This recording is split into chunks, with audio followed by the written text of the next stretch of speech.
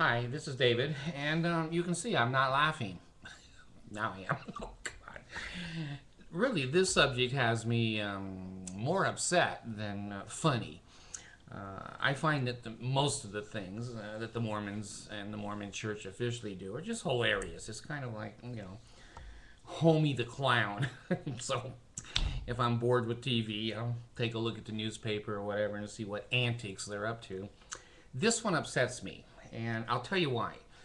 I've told all of you I'm bipolar, and so when people say I'm ugly, my voice grates on them, they hate me, they wish I would die, that I'm too fat, I look like Curly Moe and Hurley Joe, whatever, the Three Stooges. She was sweet. She wasn't trying to be mean, but, she's saying you look like Curly Joe.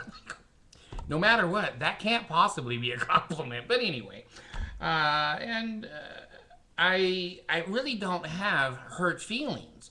That people can say and do what they want. What their opinions are about me is irrelevant, and I know that that's unusual. That's bipolar mental illness. Okay, we don't want friends or need friends. We don't really want anything other than this little camera, and it keeps its mouth shut. It doesn't talk back, and it doesn't say no. It's not like kids and a wife. I'll tell you what has always upset me. As I've worked in human services my whole life, and I've worked with special education, children, and handicapped people. And when someone makes fun of a handicapped person, now I made a midget movie. Come on, that was funny. If you don't think that was funny, you need to get out of here. I don't like people taking advantage of less fortunate people. That pisses me off.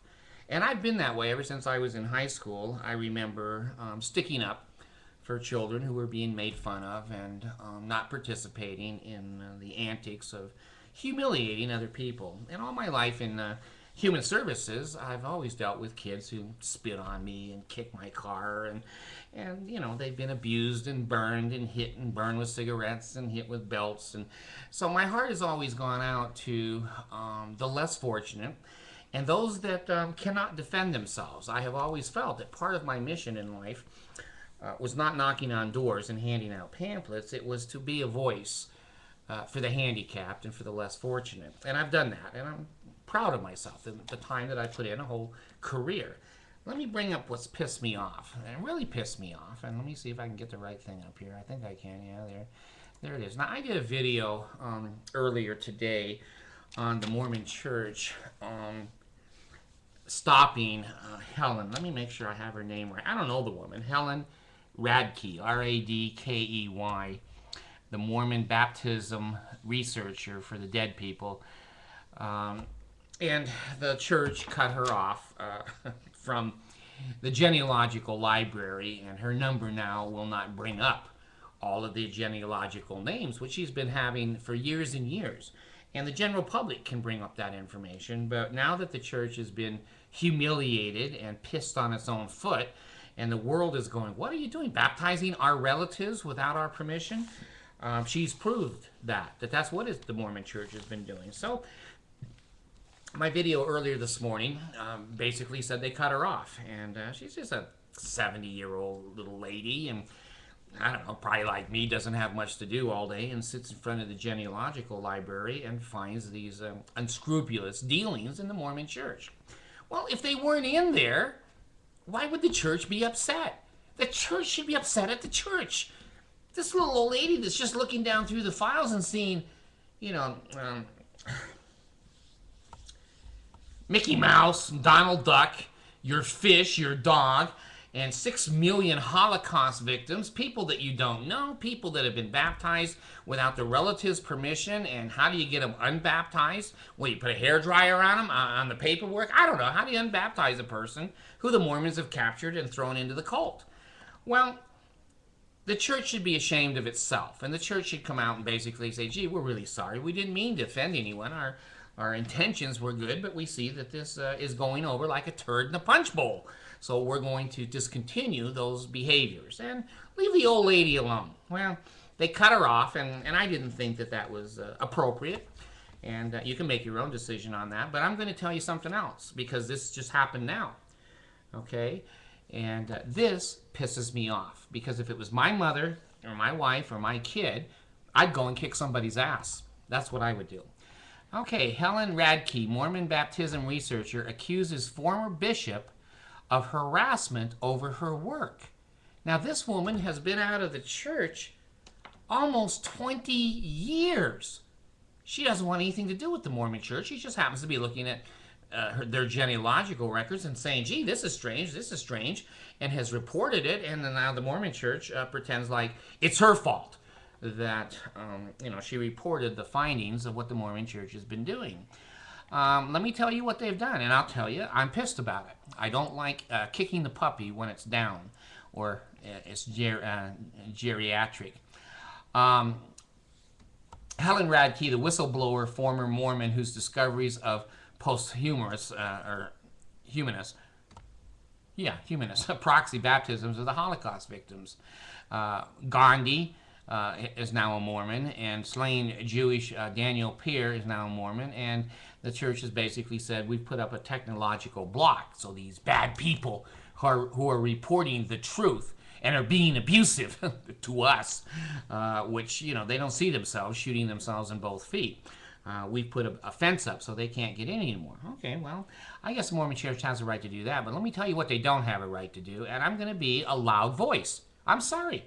I'm going to be a loud voice because if you attack my kids, you attack my wife, you attack those that I'm designed to protect, I'm pissed. Okay, the Salt Lake City Researcher, which is a magazine here, said a former LDS bishop, and his name, please, let's all applaud, Larry Shaw, S-H-A-W, called her, Helen, Sunday night, quote, to silence me as a dissenter. She said he also invited her back to the Mormon church. And she says, obviously, I gave him the information. I wasn't interested in Joseph Smith or the Book of Mormon. Shaw told the Huffington Post that he called Radke, quote, as a friend. How many of you have a friend that's 20 years old in the friendship? That's a long time, 2 decades to be a friend.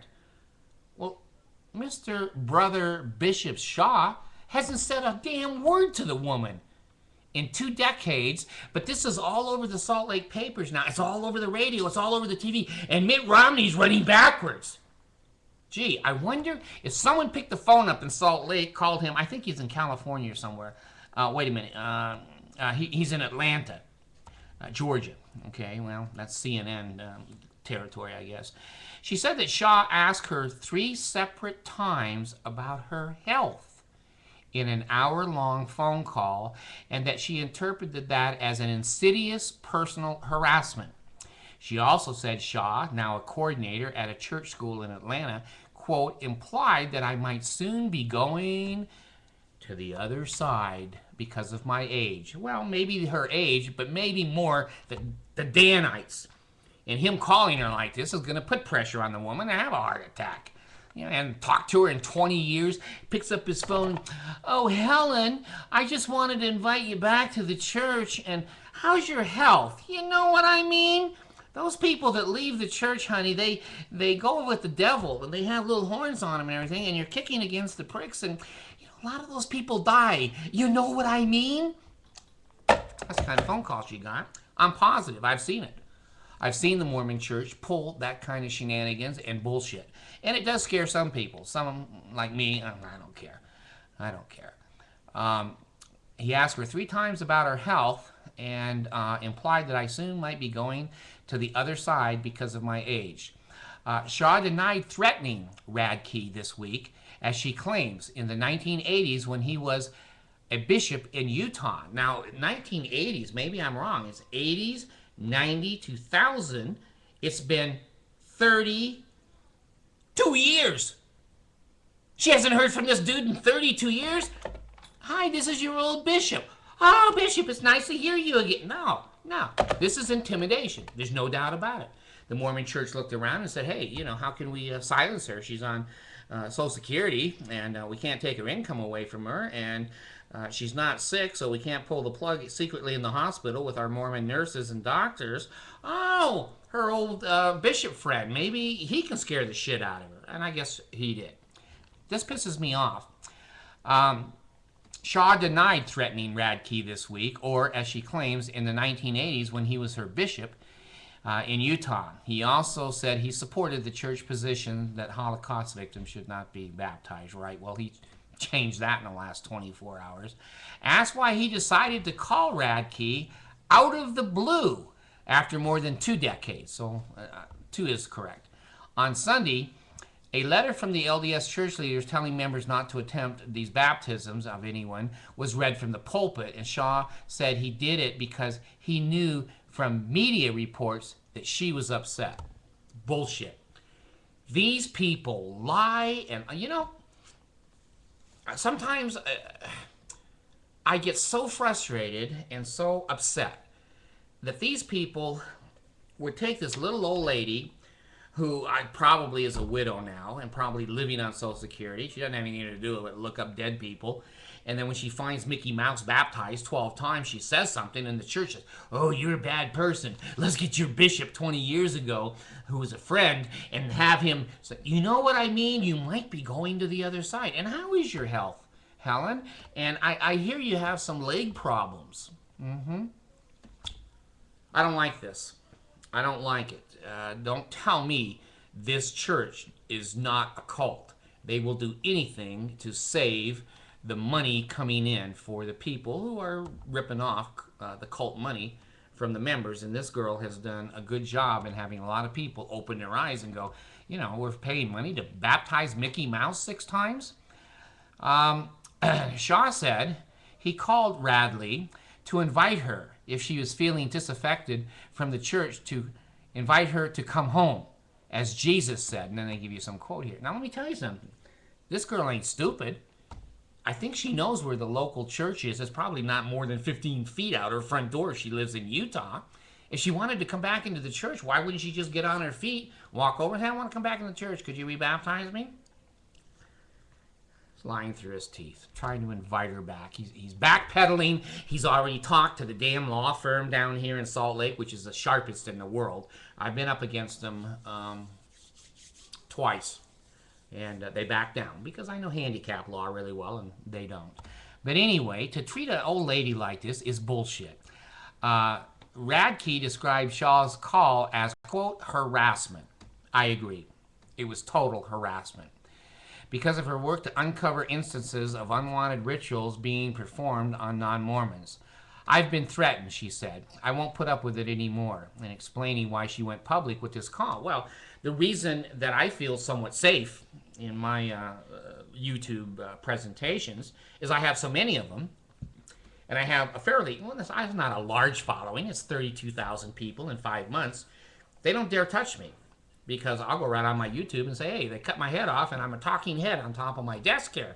And people go, oh, he was right, he was right. So she had to go public with this kind of crap, because if she ends up dead, or she ends up really having her legs cause a death, if you know what I mean, like a truck running over her, at least she has told you, and I'm telling you and me, watch out. The church is after her, and they'll do whatever they have to do. This kind of behavior is typical of the historical Mormon church, and even in modern days, they will threaten to kill you, and they'll do it, in ways that are not overt. They're always deniable. They're always the plausibility is deniable. Oh, I called her, but I've missed her for 23 years, and I saw her in the newspaper, and I just wanted to talk to Helen because she was one of my favorite people, and I hope she doesn't die doing this against the church, if you know what I mean.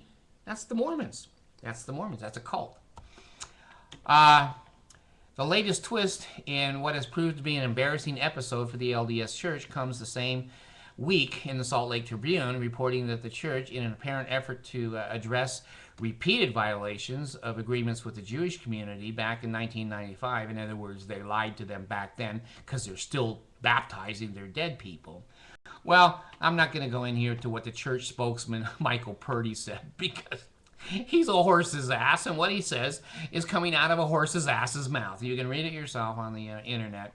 Um, Basically, I just wanted to say, I'm looking down through if there's anything else on here. No, there's nothing that I need to bring up there. But I'm basically telling you the truth. What goes on in Salt Lake City, what goes on with the Mormons, they cut her off yesterday, or the day before, whatever, that she can't anymore be on the